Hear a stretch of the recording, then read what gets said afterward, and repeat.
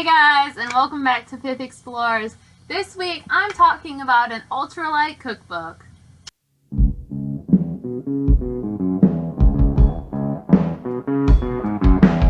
I hear a lot of people saying the blues. Alright, so I've been trying to really get into backpacking so that this summer I'm just like ready to go. I've been doing a ton of research and stuff, and one of the things I found in my research was this backpacking cookbook. The full title is Ultralight Recipes for Outdoor Explorers Digital Cookbook, and it was put out by Backcountry Foodie, which is an awesome account. You should go follow that on Instagram. There's a website, but I found this cookbook online and I was like, perfect. It was $10. I'm like, yes, doing it. You buy it, it's a digital cookbook. So I keep a copy on my phone and a copy on my computer, so I have it whenever I need it. So this cookbook has 50 different recipes, and they range from breakfast recipes to drink recipes to lunch and dinner recipes. There are snack recipes, so there's a ton of different options. So one of the great things about this cookbook is that there's a huge variety in just the types of foods. So you have foods you can cook hot, cold soak meals, no cook meals. There are gluten-free meals, there are vegan meals, there are vegetarian meals, and actually all of the recipes in this cookbook are written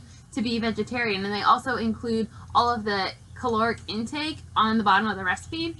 So that's my overview. Now we're going to talk about pros versus cons. So my pros. My number one pro is just the wide variety in types of food. So they have like lemon butter ramen to a vegetarian burrito to sun-dried tomato couscous, and there's just a large variety in the types of foods that you can get, even within just like the lunch and dinner category. The second is that this is an ultralight cookbook, which means that these meals are designed to be ultralight.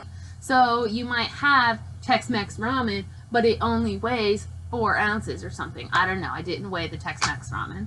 So you're getting lightweight food, but you're also still taking in the amount of calories you need to take in when you're doing something as strenuous as backpacking. Backcountry Foodie, the person who's responsible for putting together this cookbook, is also a dietitian, so you know that like there's some amount of healthiness in there, and there's so much information for you about the food that you're consuming. Another like huge pro is that like these meals taste good, and I've tried a lot of them. The other nice thing, on average, a Mountain House meal costs like $8 to $10. A lot of these meals, when you break down the price, run $2 to $6.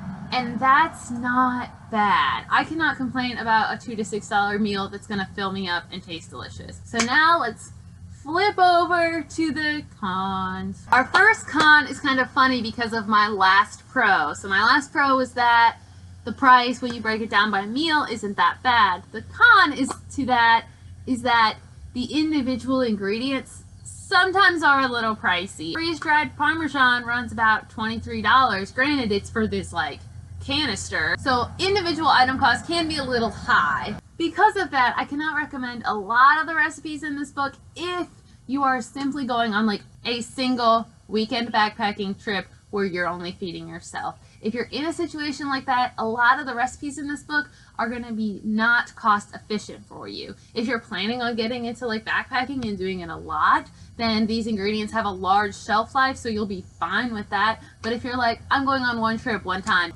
then maybe not your best bet. The other thing about buying these ingredients, so they're hyperlinked in the PDF that you buy.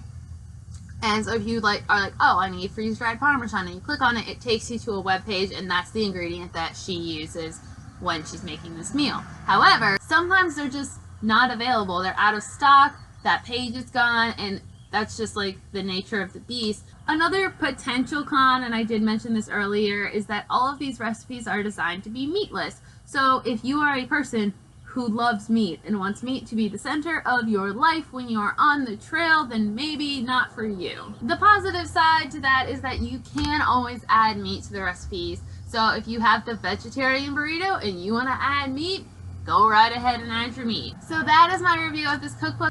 I'm actually making a ton of these meals for me and my friends when we go to El Capitan this summer.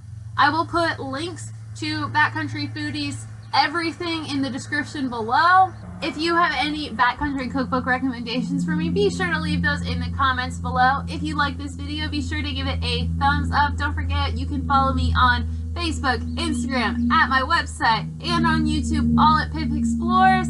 And we will see you next week. Bye, guys.